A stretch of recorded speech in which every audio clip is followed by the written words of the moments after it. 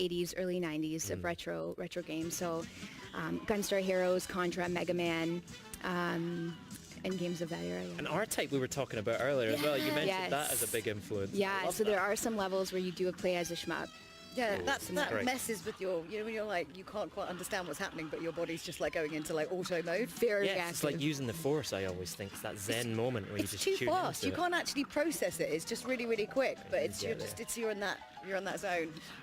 So I suppose we have to talk about the actual style of it as well, because I mean, talk about the process in creating the look of Cuphead, because it's pretty unique.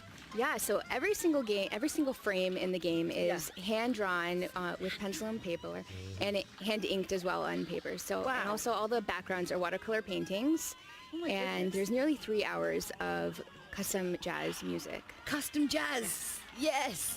Honestly, it feels like, Maya, that everything in this game, which is unusual for a video...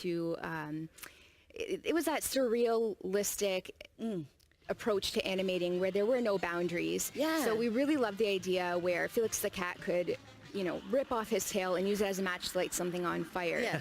So that was the draw to basically making very wacky, crazy bosses and enemies. Because that sort of sounds like, when you say it like that, that sounds a little bit horrific in some sort of way, doesn't it? But it makes sense of that era. It's super weird. Pretty resourceful as well. I know. I mean, if you run out of matches... And we're seeing gameplay on screen here. Now, you can totally see that old school shoot 'em up gameplay. Now, I grew up on those games and I remember them being tough and punishing. Tell us about the kind of difficulty level in Cuphead. Yeah, so it was designed to be challenging, but we also have some modern nods to make it fair.